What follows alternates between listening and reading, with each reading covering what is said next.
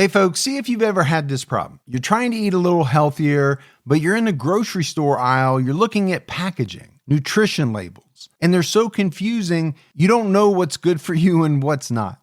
Well, this is why I love Thrive Market, my go-to online grocery store for getting all of my healthy essentials delivered, and I don't even have to leave my couch. Finding better options for the whole family is easy with Thrive Market's Healthy Swap Scanner. Just scan a product and it instantly recommends healthier swaps. This is how my wife and I found our new favorite snack, IQ bars. Sometimes I eat one in the morning with my coffee, sometimes just later on in between meals. They also have so many on-site filters that make it simple to shop by the needs of everyone in the family. Maybe you have someone who needs gluten-free food, somebody that has a peanut allergy. Well, no more scouring ingredient labels when you can just filter it all on Thrive Market. My wife and I often use the high protein filter to stock up on things like Sieti chips. Ready to make the switch? Go to thrivemarket.com/TCAT for 30% off your first order, plus a free $60 gift. That's THRIVE market.com/TCATT. thrivemarket.com/TCAT.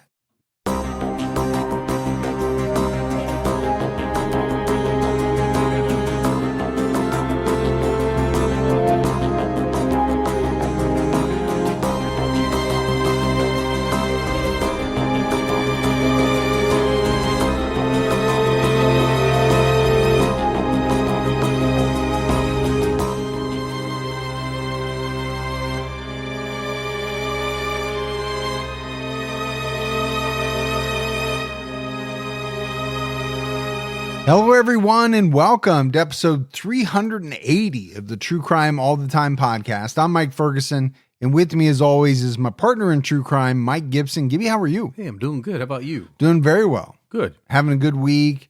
I think I mentioned it last week. I had a root canal. You did. This week, I went in and had the permanent filling put in, so I am all back to normal. Man, you are like perfect now. I would not say that, but there are some parts of the body. Yeah. When you're ailing, it's pretty rough. Like when you got a bad tooth, makes it hard to eat. You know, you got a bad back. You don't realize how much you use your back for. Pretty much everything. And you basically use it in everything you do. So when your back goes down, it's hard to do anything. But that's why it's in your core. Core. That's good. Yeah. No, I'm feeling really good this week. You're like the bionic man. Or the bionic man. Yeah. You're like Steve. Did you say bionic? I did. You're like What's his name? Steve Austin. Yes, it is. Right. We can make him stronger, faster, something else. I can't remember how it goes. I remember I had a little bionic man doll, and then there was like a Sasquatch. Oh, yeah. That was his nemesis or something. Yeah, I remember that episode. And I had that doll too. I don't know why. Was he not doll, action figure. Was he the $10 million man back then? No. Oh, I thought he was like the $10 million. $6.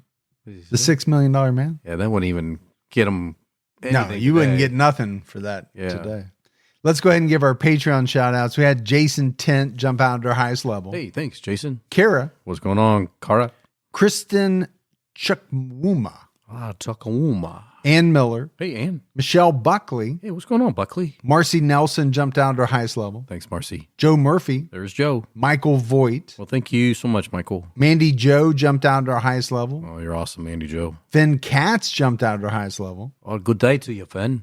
Tina Page. Hey, Tina. Adria Judge. Thank you, Adria. Ruthus Carver. Hey, what's going on, Ruthus? And last but not least, Captain Morgan Phillips. Well, everybody's got to have some captain with them. Yeah. Morgan. The captain I added. But, yes. And then if we go back into the vault, this week we selected Brian Schrum. You're awesome, Brian. Thank you so much. We appreciate the new support, the continued support, all of it. So, Gibbs, we have an episode out right now on True Crime All the Time Unsolved where we're talking about the disappearance of Mary Badaracco. This goes back to 1984. She went missing in August. And the police kind of thought initially that she was fleeing her marriage, trying to get away from her husband. Yeah. But then as the years went on, they started to become suspicious of him. And so we'll get into all the details on that. If you haven't checked it out, make sure you do. Please do. All right, buddy. Are you ready to get into this episode of True Crime All the Time? I'm ready. We're talking about Arohn Kee, who has been called the East Harlem Rapist. Over a period of 8 years, Arohn Kee murdered 3 teen girls and raped 4 more teens in New York City.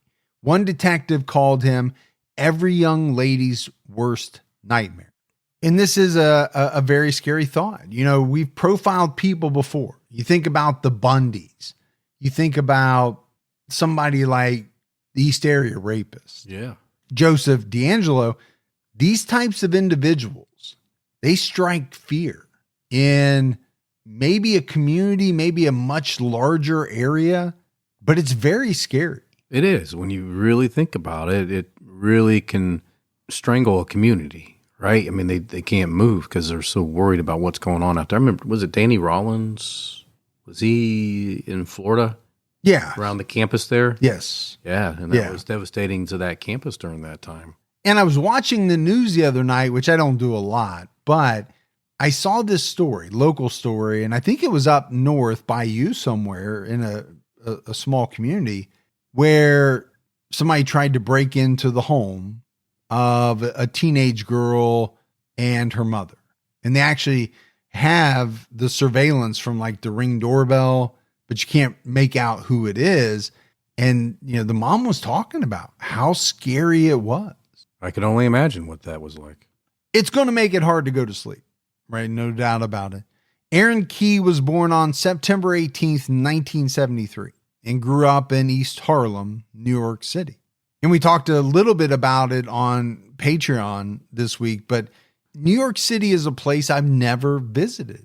It's been on my list. My wife and I have talked about going a number of times. We just never have. You should really go. Okay. And wear your cowboy outfit. For what reason?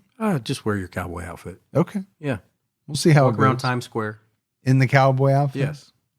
Now, the sources that we used for this episode didn't provide a lot of information about his childhood, which is unfortunate, right? A lot of times we really like to profile or get into detail about some of these real heinous killers' childhoods. Well, because sometimes it's helpful to understand where they're coming from. Yeah, what they went through, what potentially could have been their triggers or set them off. But the problem is sometimes the reporting is just not there, and that's what we had here. According to the New York Times, Arohn was a computer whiz. He also claimed to be a rap producer, but there's no real actual evidence that he ever worked in the music industry. So this had to be pretty early on with the whole computer technology world. And you would think that would be a great time to be a computer whiz. I would think. Think Bill Gates. Who? Think Steve Jobs. Think Wozniak. Think of, you know, all of these individuals who made more money than most of us can ever dream of. Some of it out of their garages. That's true. Starting up. True story. Arohn was described as personable, intelligent, articulate, and clean cut. But underneath all of this was an evil person who raped and murdered vulnerable teenagers.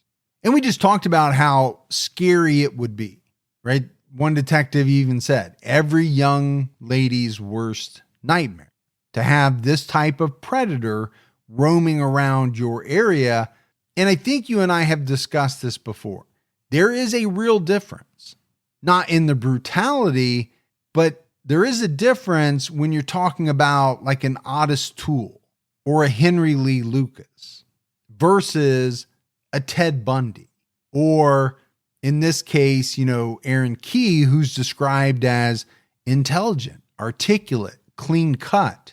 I'm assuming this is a person that you would see walking down the street and not immediately think, uh-oh. I better move to the other side. Yeah. If you saw Otis Toole or Henry Lee Lucas, and I hate to say that because, you know, you don't want to judge a book by its cover, but Yeah, you might turn down a different road. you might. Yeah. By 1991, Arohn was living with his family in a housing project in Harlem. Later that year, he was convicted of armed robbery, but he didn't serve a lot of prison time. Aron's neighbors said that although he initially came across as charming, he had a history of disturbing behavior. He looked into peepholes of women's apartments and walked around with a camera to try to look up women's skirts. All those are a big no. Don't do it. Well, and I've heard about the camera. I've heard stories of people putting like little mirrors on the tips of their shoes. Yeah, how strange is that? I mean, who is not going to notice that you have mirrors on the ends of your shoes? But maybe some people don't. What I didn't understand is how, he was able to look into the peepholes of other people's apartments. I just kind of always assumed those went one way. I guess you can look through, but it would do the opposite, right? Right, you wouldn't be able to see anything, really, would you? Maybe he somehow was able to see more. I don't know. Oh, so you're thinking he had special powers? No, but I'm thinking for him, it was enough? Yeah, it did maybe because he felt like he was, sneaking on him. That could be. From 1991 to 1998, Arohn Kee murdered 3 girls and raped 4 others in East Harlem. His MO was to approach the victim from behind and force her to go to an area where there would be no witnesses. The victims were blindfolded with a piece of their own clothing, forced to undress, and raped. So no doubt we're in a really rough topic here. 13-year-old Paula Iera was murdered on January 24th, 1991. Paula was the youngest victim. She and her family immigrated to the U.S. from Colombia in 1990. She'd only been in the city for 7 months. Paula was happy to be there and said she loved it more and more every day. Probably started getting used to being, in the city, and I think there's a lot to like about a big city. Well, she's also in the United States. Yeah, it's a different environment. And maybe there were some things here that were better than where she came from in Colombia. That's possible. Paula's family said she was highly intelligent and mature for her age. She dreamed of becoming a lawyer one day. Paula and her family lived in an apartment building on East 111th Street, which was the same building where Arohn Kee lived with his family. A lot of these apartment buildings in New York are huge. Well, they have to be, right? They have to make the most of the limited amount of space that they have. Because there's only so much real estate in New York City. Oh, that's for sure. They're not making more of it. But, this detail kind of reminded me of Silence of the Lambs. When you get towards the end of Silence of the Lambs where they're hunting Buffalo Bill. Right. And they're closing in on him, Lecter gives this piece of advice. And it's about, the killer starting out with what they covet, like what they see, or the person they see every day. That might be what happened here. Well, that's true. Because they lived in the same apartment building. Arohn probably saw this girl on a pretty regular basis. Paula's mother buzzed her into their apartment building at 4:45 p.m. on January 24th. She stayed late at school and it was already getting dark by the time she got home. That's what I hate about January. That's what I hate about the winter. It's like 4 or 5 o'clock. It's pitch dark almost. You just want to go get in bed. Yeah. Paula got into the elevator, but never made it to her apartment. Her mother, Olga, knew something was wrong and started searching the neighborhood. Around 7:30 p.m., a man walking his dog saw a girl lying on the ground a few steps from the East River. This was over 10 blocks from Paula's building on the busy FDR Drive under the Ward's Island Bridge. The witness also reported that he saw a man drop an object into the water before fleeing the scene. So NYPD detectives came to investigate, and what they found was a very disturbing crime scene. Paula had been raped, strangled, and stabbed 3 times in the chest. It was noted that her body was redressed after she was assaulted. So no doubt this was a a very horrific crime, especially because we're talking about, a very young 13-year-old girl. Yeah. But what I want to touch on for a minute is this detail of a victim being redressed after an assault and murder. I'm assuming it was easy to tell that she had been redressed because she was stabbed in the chest 3 times. Right. Yeah. Because she would have had cuts in her garment. Had she been stabbed when she was dressed. Yeah, that's what I was thinking about. But here's my real question. Why would you do that? If you're this really bad person, this perpetrator, you've just committed the worst possible act that somebody can commit. Why would you take the time? And I'm going to use the word care. And I know that's a strange word to use in this scenario, but it's almost like there was a level of care, or maybe there's a better word for it. Yeah. I mean, maybe he did actually, in a weird way, care for her because he saw her frequently in the building and he didn't want to leave her like that. Like, didn't want her mother seeing her nude, or, someone to stumble upon her and see her nude. But isn't that such a strange notion? It really is, it's, or maybe he saw her as, because she was so young that she shouldn't be left like that. Or maybe he didn't want anybody else to see what he felt was his. Okay. So there's a couple of different angles there. Yeah. The first couple to me are just very strange after you've committed this terrible act. Yeah, you think you would want to get out of there. Yeah, flee the scene as quickly as possible, not take the time to do something that you don't need to do, and in a way is almost showing some level of concern, or whatever word you want to use. Could you use the word guilt, or? Maybe there's some guilt there. Yeah. But you can have guilt and still leave and not redress the victim. To me, it's just a detail that's definitely worth kind of discussing, or at least, keeping in the back of your mind. What does it mean? And for me, I'm also trying to figure out, how did he get her 10 blocks away? What occurred during that time? But like you said, if she was befriended by him, that wouldn't be hard to do then.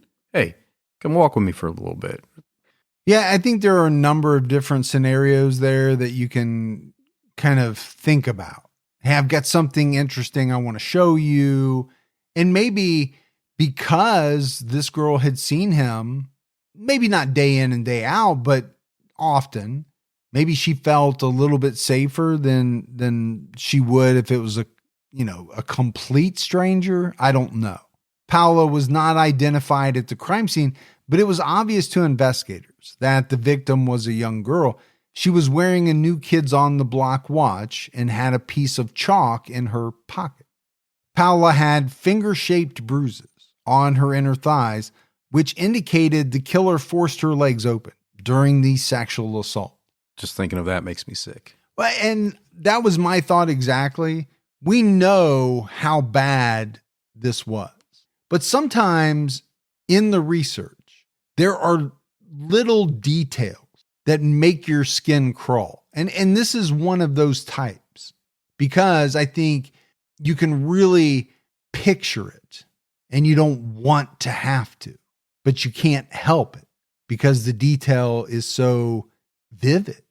A male's pubic hair was found on her body and stored as evidence. This would play an important role in Arohn Kee's conviction 8 years later. On September 10th, 1997, firefighters were called to a rooftop fire at the George Washington houses on East 104th Street. One firefighter later testified per the Daily News, "I came upon what I thought at the time was a piece of rubbish or furniture burning. He saw a bare breast and realized, according to him, it was a person. What was left of her? I stepped back and looked at her. I was amazed that somebody could do something like this." And again, we talk about it, quite frequently. What would it be like to be in, this type of situation, right? Here's a firefighter who, for a living, kind of puts his life on the line in certain situations, and could probably and probably did run into burning buildings, save people, do a lot of heroic types of things, but is so floored by this discovery. And who wouldn't be, really? Horrific. The victim was 19-year-old Johalis Castro. She was identified by an ankle bracelet that her mother gave her. Johalis had been raped, beaten, and strangled. Based on evidence from the autopsy, investigators suspected she was still alive when she was set on fire. How terrible.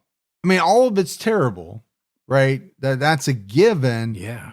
But to be set on fire while you're still alive, that is something that's hard to comprehend. I mean, it makes him so much worse. He's already such a bad individual.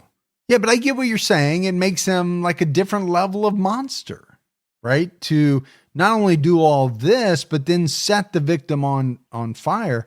And it's hard for me when we talk about something like this, not to go back to that. I think it was a Buddhist monk. Do you remember that? Oh, yeah. Was that in like the 60s or 70s? I forget when it was, but he set himself on fire and it was caught on camera. It was horrific. Oh, yeah. Because of the fire, there wasn't much forensic evidence left at the crime scene. Like Paula Iera, Johalis Castro and her family were immigrants. The Castros moved to New York City from the Dominican Republic. And New York City has kind of always been, number one, a melting pot, but it's kind of always been the kind of beacon for a lot of people who have immigrated to the U.S. You go back to Ellis Island and all of that. Very diverse. Very, very diverse.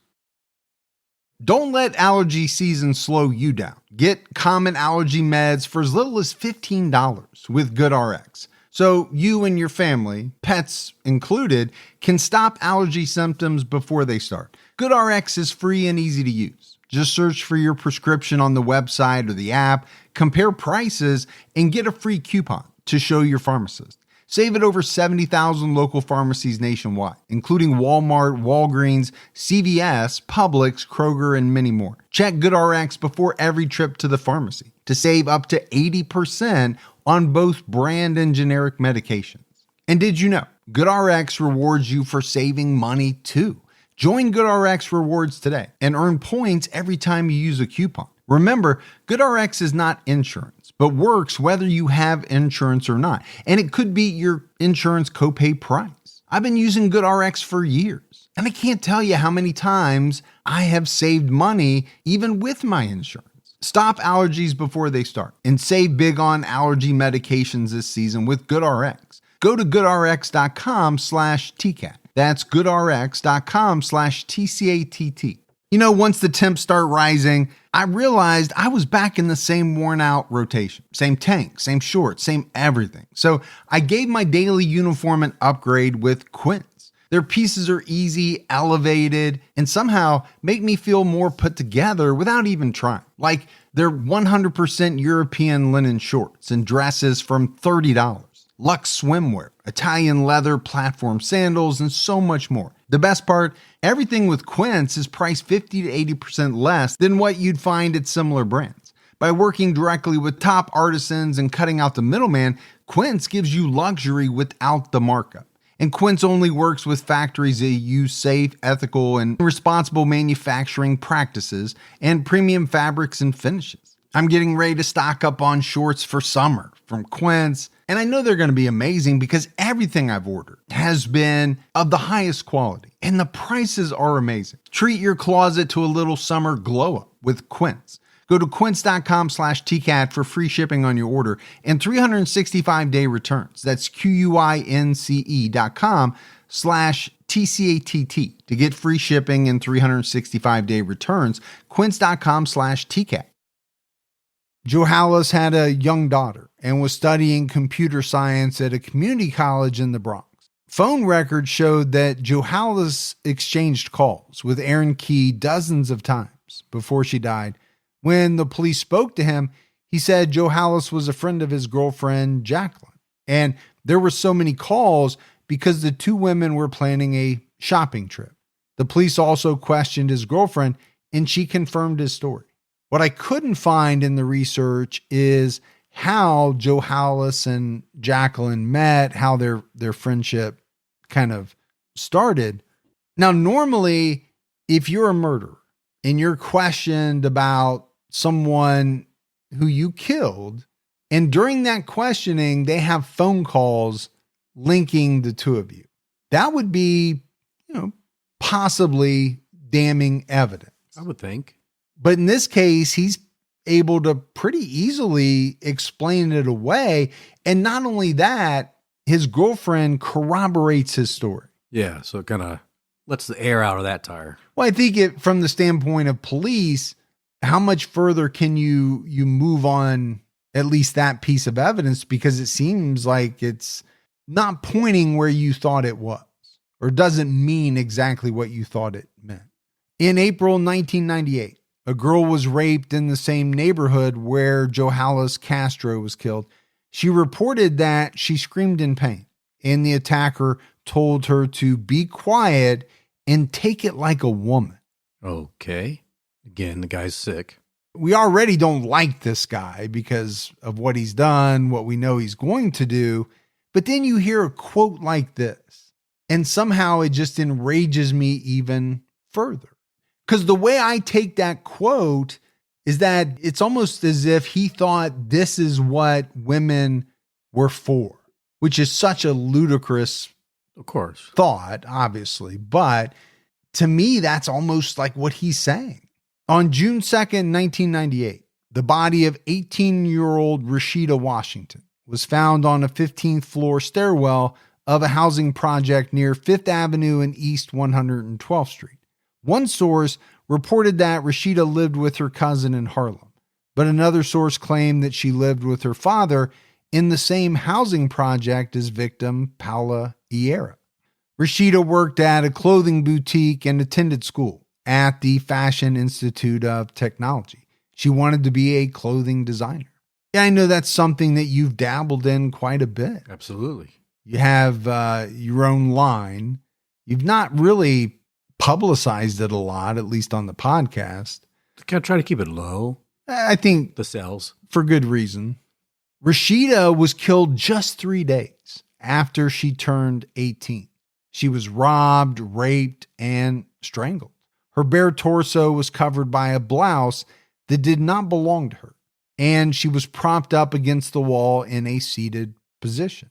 So here we have another very nasty crime, but we also have the perpetrator covering the victim up and positioning her. Yes. I don't know what that means, but the covering up, again, that says something to me, but it also, maybe goes to his MO or fits in with his signature, whatever you want to call it. I think if you're the police, could you at least, or would you have to at least entertain the thought that at the very minimum, these two victims who were covered were known to their killer? I think so. I think you'd have to. There were 2 more disturbing rape incidents in East Harlem that year. They remained unsolved for months. On September 25th, 1998, a 15-year-old victim was raped on the roof landing of a building in the Wagner houses near East 112th Street. The victim described the attacker as clean-cut and muscular. He told her she was lucky to be raped by such a handsome man. Wow. Is that mind-blowing that someone could be so full of themselves while at the same time being so callous and committing these really nasty, horrific acts? To tell a 15-year-old that she was lucky to be raped is so outlandish. And it doesn't matter what comes after it. No. Right? In this case, it's, by such a handsome man, but no girl, no woman in the history of this world has been lucky to be raped. No, never. That just makes no sense. This guy was noted as being intelligent, and you got to wonder, how could he think this was a true statement. The victim ultimately picked someone out of a lineup.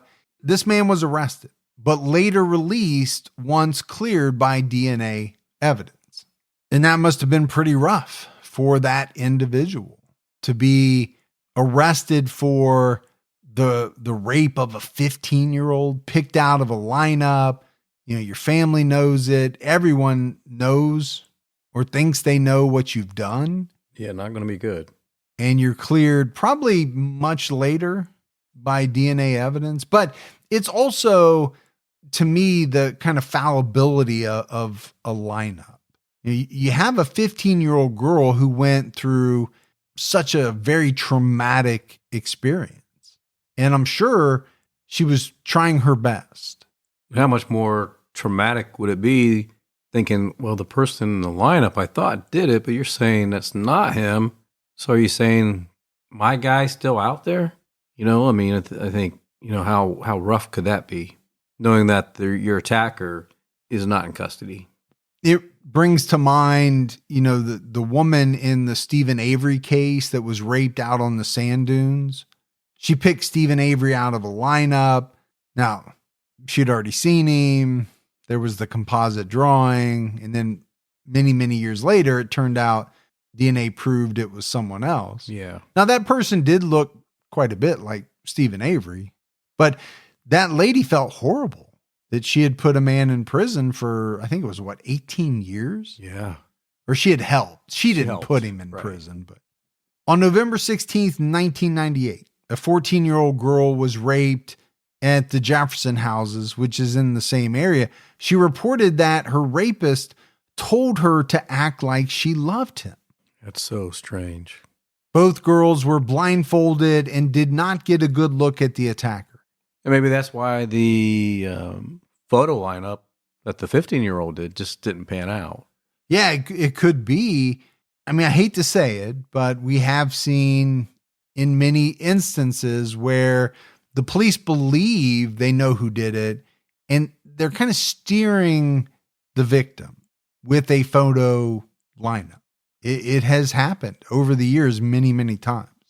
The police did not make a public announcement that there was a serial rapist targeting teenage girls in East Harlem, despite the fact that the rapes had the same MO. And this was the decision that was heavily criticized by the victims' families and the public. And I get why that would be. You know, on the one hand, you know, if you're the police, do you want to scare everyone? No, you don't. But are you doing people a disservice if you're not letting them know that there's something out there to be extremely worried about and cautious about? Yeah, I think you're better off giving the notice and trying to keep it quiet, try to solve it. And act like everything's okay? Right. Yeah. The families would later accuse the police and the media of not giving much attention to the cases because the victims were raped and murdered in low-income areas and were not white. And man, have we heard that before. And unfortunately, as we've talked about many times, the facts bear that out. Yeah, they speak for themselves. Gregory Washington, Rashida's father, said, "It's because they're black and Hispanic. It's because it's all above 96th Street. Let there be a white girl and it's solved within days." By 1998, DNA testing was considered one of the most important and useful investigative techniques in history. DNA testing was becoming widespread in the US, but there were still challenges. Databases were limited because DNA testing of felons was not routine practice at this point. There were tissue samples in the East Harlem rapes and murders that could now be tested thanks to advancements in forensic technology. Prosecutors ordered DNA testing on at least 5 male suspects, including 2 who were picked out by victims in police lineups.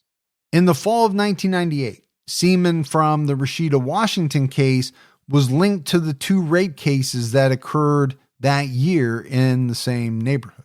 And that's a big deal because, you know, you can look at MO and you can look at the area and think, well, these are all connected. And you're probably right. Sure. But this leaves no doubt, right? This confirmed that there was a serial rapist in Harlem, and the NYPD established a small task force to find him.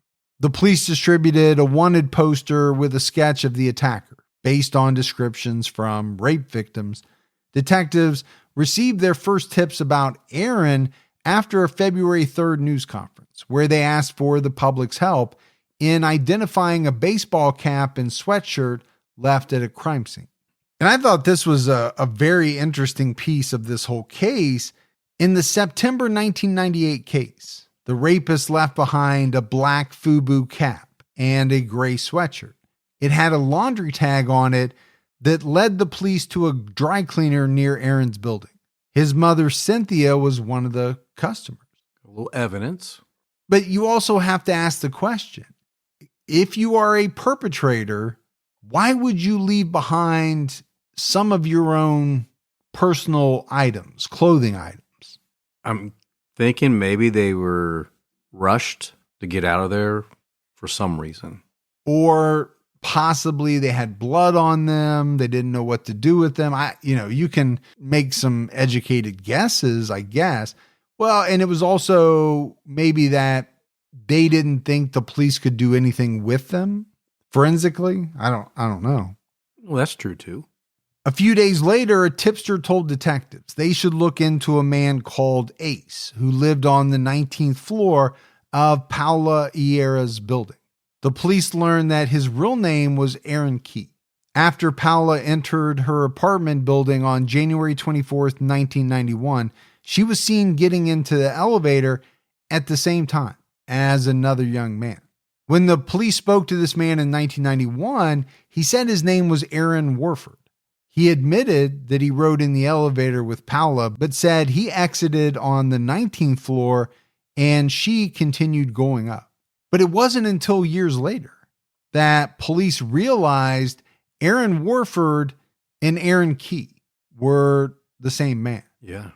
Warford was his dad's last name, and Kee was his mother's last name.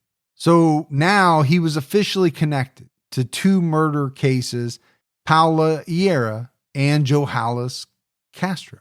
Detectives wanted to obtain a DNA sample to see if he could be linked to the murder of Rashida Washington and some of the unsolved rape cases. DNA testing was still considered an invasive procedure. At this time, a judge had to authorize the collection of DNA samples, and the police were worried that they didn't have enough evidence to justify their request.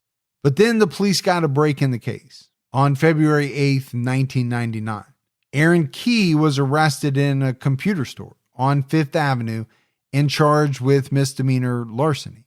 He purchased the new hard drive from the store, switched it out with his old hard drive, put the tag on the old hard drive, and tried to return it to get his money back. Gibbs, do you know how many people have done this over the years? I'm not saying it's right. I don't mean to laugh about it. But when I was a young man, I was an assistant manager at Walmart. Yeah. And the things that I saw come through the customer service department, used diapers. Wow. With somebody trying to say that they were like that when they purchased them. That was when I bought them. I gotta return these. Just the strangest things with the strangest stories. That's what you get at the customer service counter at a Walmart. Those are somebody you want to go out to lunch with just so you can hear the stories. The thing about Walmart back then was they didn't really seem to care. They were making so much money. Their policy was just give the customer back their money, whatever. Take it back, give their money. Yeah. I think they've since tightened up a little bit. Yeah. But back then, they didn't put up much of a fight. But I think especially when you're talking about electronics, this is something that people have tried probably many, many times over the years, right? There's a serial number on that hard drive. It's probably on a sticker. You switch out the stickers and you get a free hard drive. There you go. Did not know that. Now, it's also a misdemeanor larceny. Well, that's true. As Arohn Kee found out. While he was in custody, a female detective dressed as a doctor and asked him for a saliva sample for a routine tuberculosis test. Arohn agreed, and the detective gave him some paperwork to sign. Aaron took his time reading it, and he refused to take the test when he saw the part of the release form that said his DNA could be checked against databases. He told the officer that he was a Jehovah's Witness and was opposed to invasive medical procedures. So he said this guy was considered to be pretty intelligent. And I do think that's a pretty smart move. You know, who reads all the paperwork on some routine test at the doctor? I don't even do that. No? No. But I'm also not a serial rapist. No, you are not. So I'm assuming he was a little more guarded than most of us, but he had the forethought to read carefully through it. I always read my stuff. And you should. I do my Doogie Howser roll proud. But what does it say that as soon as he gets to that part of the release form that says his DNA could be checked against databases, then he's, oh, nope, I'm out. I'm a Jehovah's Witness. I can't do this. Aaron suspected that the officers were trying to get his DNA to link him to the unsolved cases. After he ate his meal in the evening, he tore up his paper cup and he flushed it down the toilet. He put his cellmate's cup on his tray to throw off investigators. And I've actually seen this in a number of cases where people are locked up. They know that the authorities are trying to get their DNA. What better place to get it, you know, from the cup that you drank out of.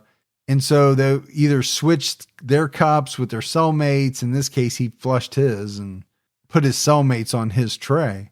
But again, that's pretty smart stuff. It is. To even think of that. I mean, you've done some weird things around here to get my DNA that you keep locked up in a little case behind you, just in case you say, if I ever need it. I just find it really strange. It's in a glass case, like a trophy case. Kinda. Yeah. I just call it's just CYA type stuff. Yeah. Because he was arrested for a misdemeanor, Aaron was released after his arraignment on February 9th. The DNA testing had not been completed yet. And that's a little scary, right? He wasn't in there on murder. He was in there on a misdemeanor charge. Yeah. They're not going to be able to hold him. He's going to get out, but yet the DNA testing hadn't been done. And I'm assuming back then it took even longer, much longer than it does today. That had to have been a scary thought on the part of authorities, because you think this guy is a nasty, prolific serial rapist, but yet he's going to walk out on the street, and who knows what he's going to do. He's walking out in one of the biggest cities in the world, too. Easy to disappear. After this, Aaron did disappear from police radar. On February 12th, 1999, DNA evidence linked Arohn Kee to the murder of Rashida Washington and the two 1998 rape cases. So it really only took 3 or 4 days to get this DNA done. 2 or 3, 4 days too late. Too late because he's already out. And 2 days later on Valentine's Day, another teenage girl went missing. Aaron fled the city with 17-year-old Angelique Stallings, a girl from Brownsville, Brooklyn. Aaron took her out for a date on February 14th, and she never came home. Her parents saw Aaron's photo in a newspaper article about the murders and rapes and reported their daughter missing. The police feared that he had already killed Angelique. Now, you and I talk a lot about parents being worried, and most of the time it's because they don't know where their child is. This is a little bit of a different scenario. Yes, your child is missing. You're not sure where they are, but now you find out that they went out on a date and were in the company of this guy who is wanted for murder and rape. It's a whole nightmare situation here. Arohn Kee was arrested in Miami, Florida on February 19th, 1999. He called his girlfriend in New York once he got to Florida, and she gave his location to the police that day. She said he was staying at the Miami Sun Hotel downtown. 2 detectives from New York traveled to Miami and staked out the hotel. They saw Aaron and Angelique walking inside and called a local SWAT team. Well, first of all, they had to be very relieved to see Angelique still alive. Oh, for sure. Aaron was arrested without incident. Angelique was found hiding under a bed in an adjoining room. Thankfully, she was physically unharmed. One Miami-Dade officer said Angelique had no clue Aaron was wanted for murder and didn't realize the danger she was in while traveling with him. How lucky was she to be found alive? Very lucky. It just shows sometimes you just don't know who you're with. I think there's a lot of times people don't know who they're with. You think about the proliferation of online dating, apps like Tinder, and I don't even know what else is out there. You are meeting people that you only know from what they've told you online or the interactions you've had online. You don't really know them. No. I mean, when you're talking to someone online, they've got time to think about the answer where you can't see their face, right? So they can kind of script their answers to sound like the perfect person to you. Well, and even if they don't sound like the perfect person, nobody is going to come out and say, I'm a rapist and a murderer. Never. Aaron was arrested for the murder of Rashida Washington and 2 rapes. He did not want to answer questions about his crimes in New York, so the police sent Angelique into the room to say goodbye and watched from behind a 2-way mirror. Does that seem a little risky?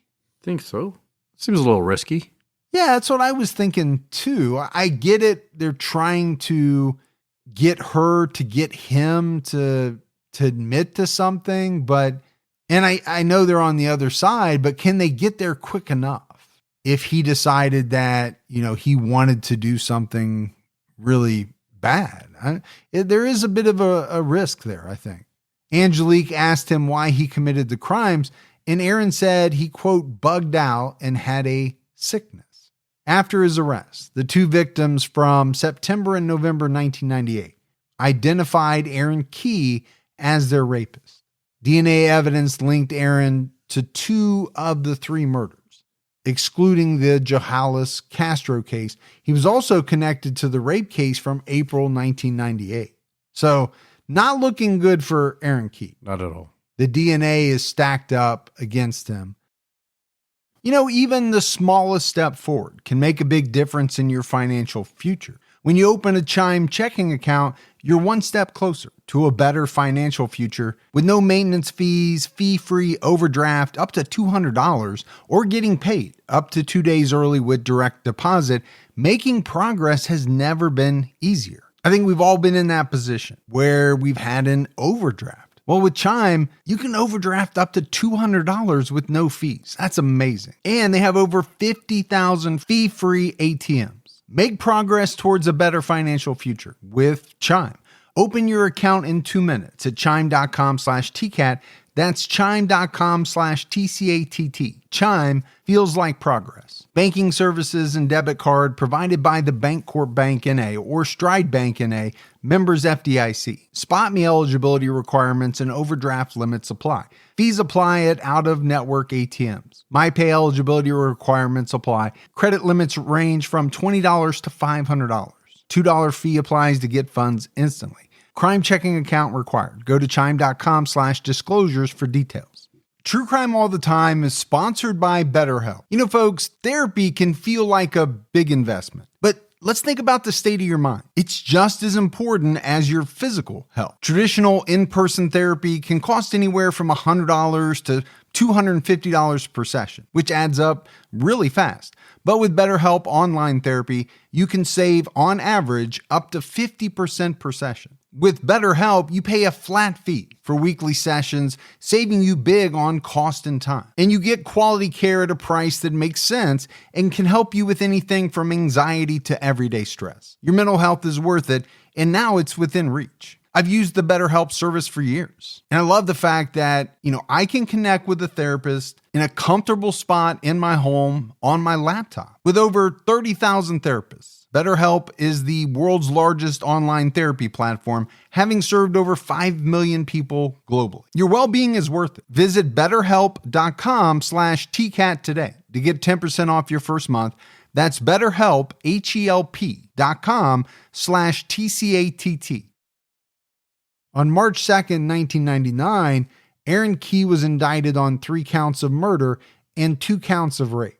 During a hearing in April 2000, it was revealed that Arohn admitted to his ex-girlfriend that he killed Rashida Washington and an unidentified white girl.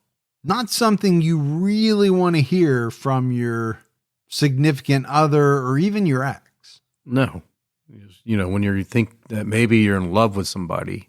Or you were in love. And then they tell you these terrible things. Some of which was probably done while you were going out. But then I think, secondly, you have to make a decision. What do you do with that information? Is this person telling me the truth, or are they just trying to shock me? Do I go to police? That's a lot to put on someone. It is. And do you feel safe? And, we've heard from others in the past, they didn't feel safe. And that's why they held it in for a while, because they just needed to get to a point where they could feel safe relaying that information. Yeah, I think the easy thing to say is, well, if you get that type of information, you should go directly to the police. But is the answer to the question that easy? And I think in some scenarios, it's not. It's not that clear cut. You mentioned safety. Sometimes people have to worry about their own safety. They're not in a good situation, and that could exacerbate it. It could push someone over the edge. Yeah, we've all seen the movies where they went into the police station and said, this is what he told me, he did it. And then they arrest the person, but then like a couple hours, he's back out on the street, going back to the apartment, probably where you're at, it's... And not going to be real happy with you. No, exactly. And I guess the only reason I bring it up is because it's one of the things that I think you and I have learned in all these years of researching cases and doing this podcast. Everything is not so clear cut. There's some gray area in situations where, previously I wouldn't have thought there was, because I didn't understand all the different components maybe. Yeah, we have found gray area within gray area. That's my fancy legal term. Gray area within gray area. Like a riddle wrapped up in a mystery inside of an enigma. Yes, and twisted up after that. In August, prosecutors sought a blood sample from Arohn Kee. His defense argued that the entire case should be thrown out because the first DNA sample was taken illegally, which invalidated the arrest warrants and the indictment. The judge ultimately decided to allow the DNA evidence at trial. And that would have been huge if the defense would have been successful, right, in getting that DNA sample thrown out. My thought is, though, they would have been able to get another one. You would hope. Yeah, I would think so. But it would have delayed things for sure. Arohn's trial started on October 24th, 2000 in Manhattan. The jury heard in graphic detail about how the victims were raped and murdered. And we talked about each one of them. We didn't go into every graphic detail that there was. I didn't feel any need for it. I think it's safe to say that Arohn Kee was a very nasty, sadistic individual. Yeah. Prosecutor John Irwin also told the jury that Arohn was monitoring the investigation online. Before he was arrested, he visited the 23rd Precinct website and searched for articles about the victims. Is this where his intelligence and his computer expertise comes into play? Yeah, I don't know how much computer expertise you need to use a search engine, but I think what it does show is what we often see with, killers and people like that. They enjoy following the investigation. Many of them do. Not only because they want to know what the police know and they want to know if they're in danger, but I think there's also a voyeuristic component to it. Are they getting something out of kind of following along with the updates, knowing that the police can't figure out that it's them? Yeah, I think they do, especially if they can see the police going down the wrong track. There's got to be some satisfaction in that, maybe some type of gratification. I'll be honest with you, I don't know what gets some of these guys off, but it's strange in many instances compared to what most of us are used to, if you get my meaning. I get your meaning. Irving said that some of the victims pleaded with Kee to use a condom, but he refused, leaving behind DNA evidence that proved he raped the victims. I always feel for anyone who's been raped or had any type of, sexual contact made against them against their will. But here you have a scenario where the victim is pleading with the rapist to use a condom. And there could be a number of reasons for that. The person doesn't want to get pregnant. They don't want to get some, disease that this person has. Obviously, they don't want to be raped at all. Of course. But he's a rapist. He doesn't care. No, he doesn't care about anybody but himself and his own sick gratification. And we know he has a pretty big ego too. You're lucky you have somebody like me. You're lucky to be with me. Yeah. Even though I'm violating you and you want no part of this. But it ends up kind of, being his undoing. Yeah, backfires. Defense attorney George Goltzer argued that the police had the wrong man. He attacked the DNA evidence and noted that 2 other men were identified and charged before Arohn.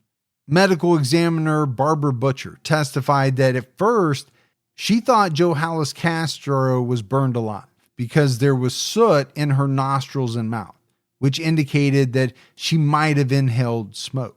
However, Chief Medical Examiner Charles Hirsch concluded Johannes was dead before she was set on fire because of the silhouette of soot surrounding her body, which showed where she was propped up against a wall. Butcher testified that even if Johannes were unconscious, she would have moved if she were burned alive because of the extreme pain. Good point. Yeah, it does make a lot of sense. Earlier at trial, the prosecutor mentioned that she died from a blow to the head. One of the surviving victims testified on November 1st, 2000. She was 15 years old at this time. According to the Daily News, she testified that she was waiting for an elevator in an apartment building when a man said, "Shorty, come here." He grabbed her right arm, stuck a rusty knife to her back, and said, "If you scream, I'll kill you." He put the knife against her neck and took her to a stairwell, then forced her inside a dark room. He blindfolded her with her scarf and forced her to take her clothing off. He then raped her. And this is where that one quote comes in, where he says, with this girl screaming in pain, "Be quiet and take it like a woman." Monster. It makes your skin crawl. It does. To hear stuff like this. But you have to talk about it because it goes a long way in showing what a monster this guy really was. Arohn Kee testified in his own defense. On December 13th, 2000, he insisted on being the first defense witness, despite his attorney's objections. His attorneys asked to remove themselves from the case, but the judge refused their request. And I think, maybe this is where his intelligence backfires. Gets in his own way. Gets in his own way because he does think that he's smart enough to call the shot. And I think we've said it before, right? Just because you're smart, just because you have intelligence doesn't mean that you know how to defend yourself in court. People go to school for a very long time to learn how to do it. And then some of those, even when they get out, they're not that good at it. Exactly. It's part of having the knowledge and the experience and, together and the skills. Yeah. I mean, think about some of the conversations we've had over the past year about where we might be going with, future professionals coming up that may lack the ability to communicate well. Can you imagine an attorney that, doesn't know how to basically be a sales guy, right? You kind of got to be a sales guy or woman because you got to try to convince that jury. You have to be persuasive. Yeah. And if you can't communicate, how are you going to make it? Yeah, I get what you're saying. But I think if you can't, that's probably not the field you want to go into. Or you don't want to go into criminal defense. You want to be some other type of attorney, like a bankruptcy attorney or corporate attorney or something like that. But I think the takeaway is, right, he thinks he's so smart. He knows better than his attorneys. He wants to be the first defense witness. Why? Because I'm so smart that I'll be able to clear this thing right up. It'll be done. We'll be fine. And I'll be going home shortly afterwards. Right. I'm going to spew out a bunch of stuff. The jury's going to eat it up and I'm walking out of here. Look at me. They should be happy that I'm on the stage talking to them right now, up in this witness stand. Because I'm so handsome? Yes. And I know we joke around about it, but I honestly believe that this is what some of these individuals think. The way they think. They're a gift. Arohn testified that he was being framed to cover up the medical examiner scheme to harvest and sell human organs. 3 corrupt cops and an employee with the medical examiner's office conspired to convict him. So that was what he came up with. That's his defense. Organ harvesting. Yeah. He claimed that a female detective and another employee of the medical examiner's office warned him he was being set up. Arohn continued his testimony on December 14th and read notes written on a t-shirt. He said he took the notes after viewing a computer disk that described the conspiracy. Can you imagine a defense witness with a t-shirt with all his notes on it? Yeah. Hold on, Judge. Let me take my shirt off. I got to read my notes. According to the Daily News, Arohn said, I'm looking at the faces in here and realize that some people think I'm full of shit, but that's what I saw. I got that shirt on now. It hasn't even been washed. It's not the best smelling t-shirt in the world. Now, obviously, the Daily News didn't put the word shit in there, but I filled in the blanks. It's so strange that he's reading the notes off the shirt he's wearing. Why wouldn't you just wear a different shirt and bring that shirt with you? Or just take your notes on a piece of paper like everybody else. Yeah, that's pretty like Law 101, I think. You get you one of those long yellow legal pads and steno pads, take your notes. He also insisted that he was arrested because the police were under pressure after the shooting of Amadou Diallo on February 4th, 1999. Amadou was a young student who was shot 19 times by plainclothes officers. The officers were acquitted at trial. And I do remember that. It was a huge case. And people were very upset. Many people were that these officers were acquitted. Arohn believed the police planted his DNA on the victims' bodies and said it had something to do with genetic shuffling. Okay, I don't know what that means, but maybe that was something he had written on his foul-smelling t-shirt. Yeah, I mean, he's hoping to get the jury to have a doubt, a reasonable doubt. Based off of what? A t-shirt with some notes on it, a weird conspiracy theory. He's going to throw everything at the wall, I think. Yeah, but what is going to stick? Because not much is making sense here. On December 20th, 2000, Arohn was convicted of 22 counts, including murder, rape, and robbery. And maybe it was that he knew he had so much DNA evidence against him. What does it matter if I take the stand? I'm going for a Hail Mary shot here.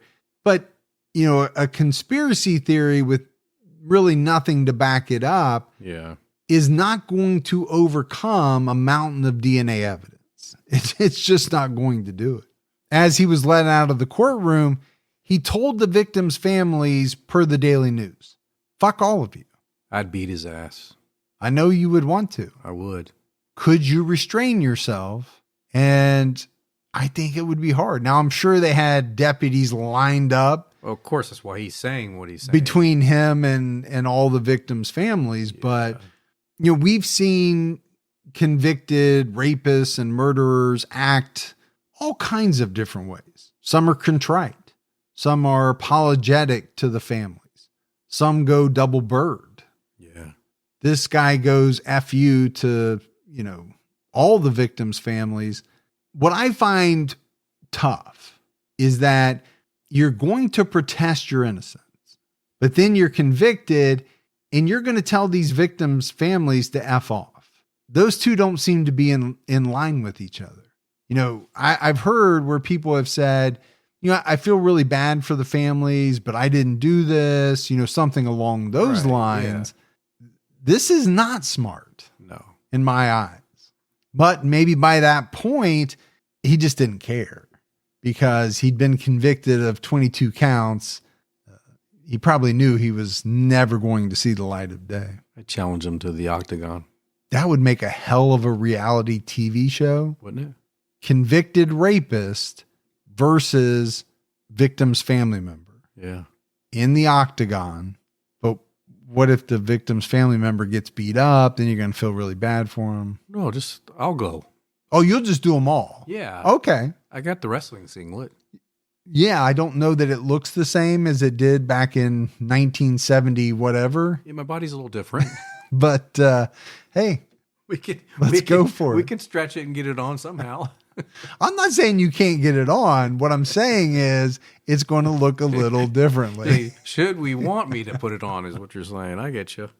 I think that six-pack that you had in your teenage years has probably been replaced, not with a keg, but I'll call it a pony keg. There's something more there. Yeah. A little bit more there. Arohn Kee was sentenced to life in prison on January 26, 2001. As reported by the New York Times, Paula Iera's mother said in court, "I hope you experience what it's like to not be able to sleep, to eat, to walk, to breathe, to not have a moment of peace, thinking of my daughter's suffering at the time of her death." And you would hope that someone incarcerated would go through that, but I have a real feeling, Gibbs, that most of these people do not. They don't sit around crying about what they've done or thinking about their actions, feel bad about the victims' families. I just don't know that many of them do. I'm sure some do. I don't think this guy does. I don't think this guy does at all. Arohn said at sentencing, "Everything I do is scrutinized and watched by the press. Even now, I have to be careful."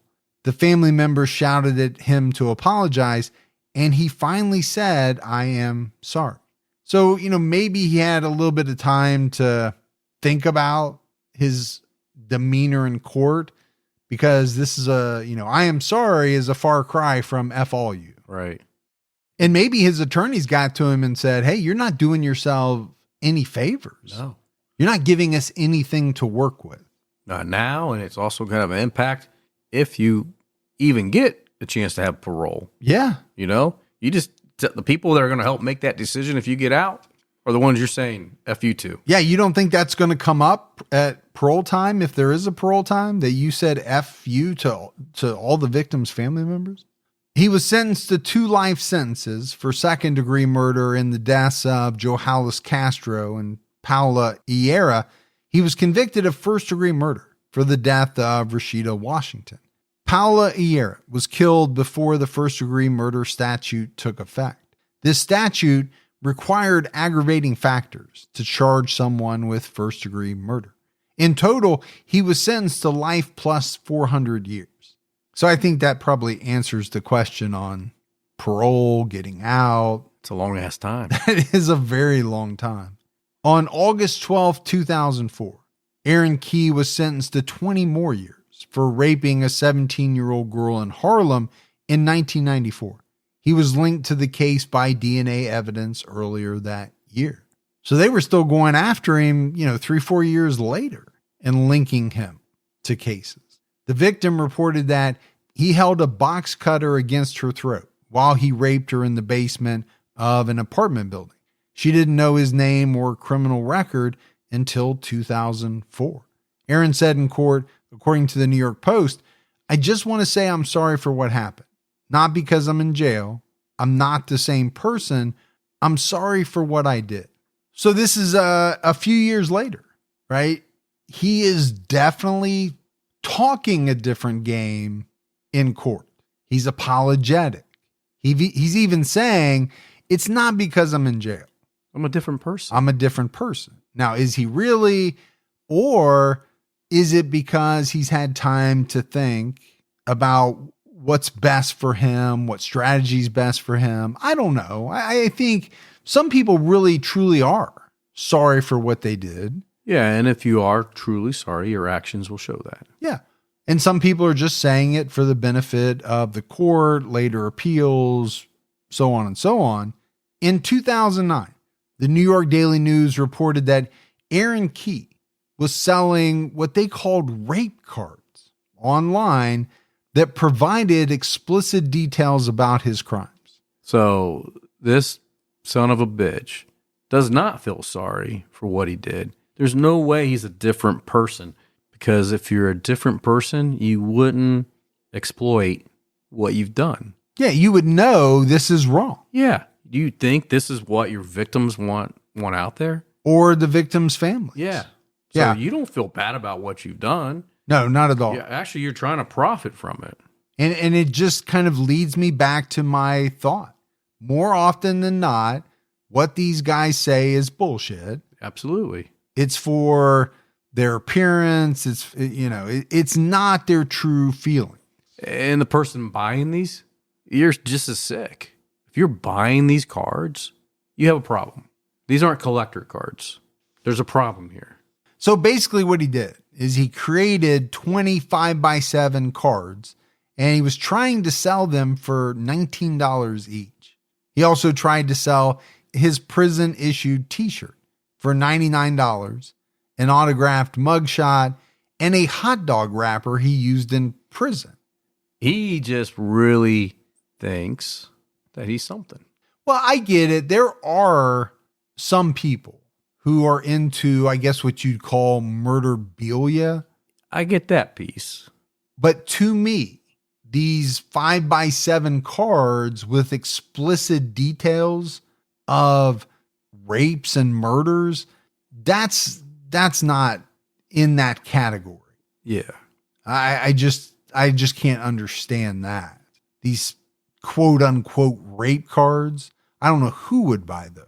You know, were you actually paying him for that? Well, that's the thing too. I think that changes everything. Giving money to this person, he's directly profiting off of his crimes. You know, this is not some company completely unaffiliated who's making bobbleheads or, something like that. Yeah, it's a little different. Prison officials promised to start an investigation into the online sales. NBC New York reported that he did not include the victims' names in the accounts. He might have done this because of the Son of Sam law, which prevents criminals from selling their stories for profit. However, they can still make money off their stories as long as they don't discuss offenses against specific people. Yeah, but you can kind of read between the lines and figure out who the people are. Well, how hard would it be to figure out, if the details are accurate, who he's talking about? Yeah. Can't you find a better way to be creative? Write something that's not sick. Arohn Kee is now 50 years old and incarcerated at the Attica Correctional Facility in New York State. This case was originally cited as an example for the need to develop DNA databases for convicted felons. It was believed that if Arohn's DNA had been on file from his 1990 arrest, he would have been caught earlier, and some of the victims would not have been raped or murdered. And I think that's probably a true statement. I think that is a reality. I mean, you can always wish that things could have started earlier with it. Yes. I mean, that's the problem, right? Technology starts at a certain time. It's very easy to make the argument that we should have had it earlier. And if we would have, this, or this would have been prevented. But, it is a good example for why those databases were needed. And it's a good thing that, we have them today. And I think as we wrap this one up, Gibbs, there is no doubt Arohn Kee is an extremely violent person. And I do believe he would have continued committing violent crimes if he had not been caught. I don't think this was a guy who was going to stop out of some moral dilemma or moral decision that he just came to one day. I think he enjoyed what he was doing. That's sick to say it that way, but I do believe that's true. Yeah. Think of the things that he said to his victim, the nasty things. I know. It gives you a sense that he was enjoying it. Whether it was the act or the power that he had over them or the taunting them or whatever it was, you can't tell me that he was just going to give that up, whatever feeling he was getting from that. And unfortunately, that's the problem with most of these types of individuals. I mean, this is a guy who targeted vulnerable girls and young women, subjected them to horrible, heinous crimes. He killed 3 girls. He did. In an extremely brutal manner. He raped a number of other girls and women. Many believe that Arohn Kee is an example of a truly evil person who can never be reformed. And I think that's a question that a lot of people ask in cases like this. Is there true evil? Is this person truly evil to the point where they could never change? Now, I don't know if it's going to matter for him. I don't think he's ever getting out. No, he's where he's going to be. But it does matter for people who, come up or have the possibility for parole. Yeah. But I think this guy's evil. Yeah, I think so too. What he did, even to the extent of, catching people on fire. Well, whether he's evil or not, I believe he should never be out of prison, and it doesn't sound like he will. But that's it for our episode on Arohn Kee. We got some voicemails. You want to check those out? Let's hear them.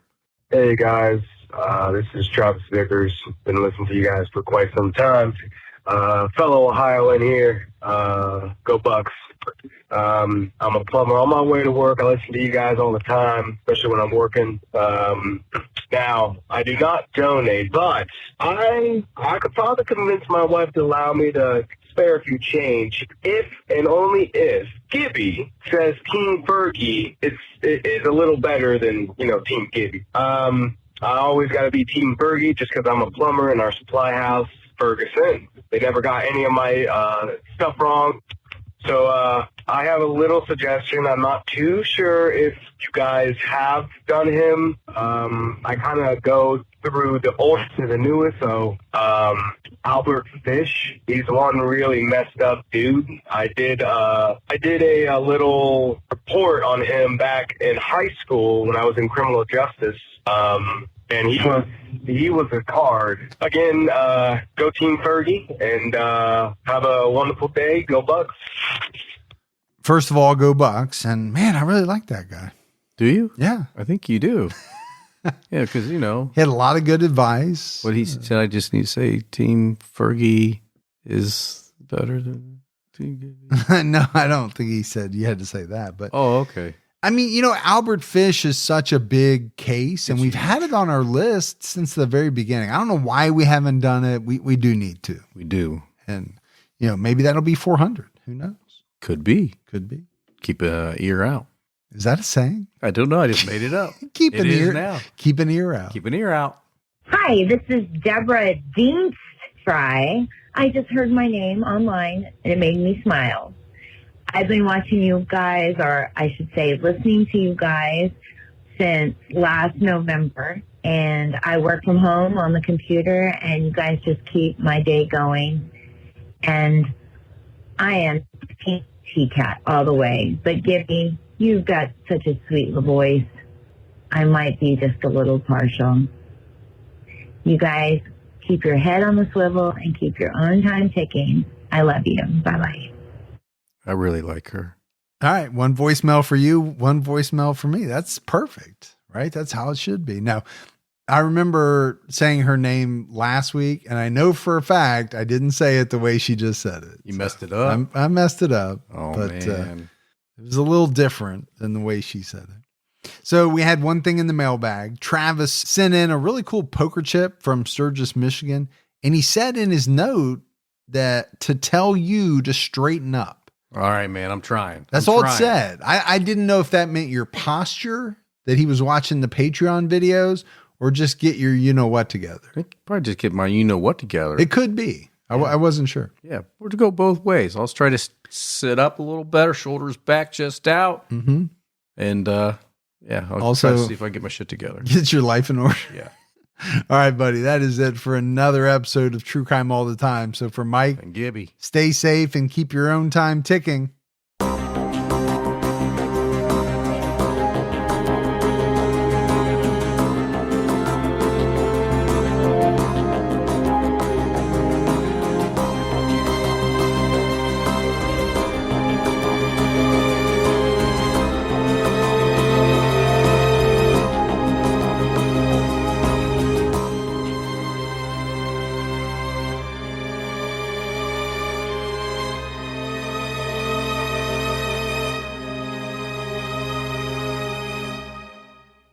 At the turn of the 20th century, rapid industrialization, urbanization, and political corruption were ravaging America. But soon, President Theodore Roosevelt and a diverse group of reformers known as progressives would fight back. Hi, I'm Lindsey Graham, the host of Wondery's podcast, American History Tellers. We take you to the events, times, and people that shaped America and Americans, our values, our struggles, and our dreams. In our latest series, we explore the Progressive Era, which came to be defined by Teddy Roosevelt and others who believed in a strong, active government that worked on behalf of all Americans rather than the privileged few. As the United States entered the 20th century, these progressives hoped to steer the nation in a bold new direction, to launch an era of reform to restore power to the people. Follow American History Tellers on the Wondery app or wherever you get your podcasts. Experience all episodes ad-free and be the first to binge the newest season only on Wondery Plus. Join Wondery Plus in the Wondery app, Apple Podcasts, or Spotify. Start your free trial today.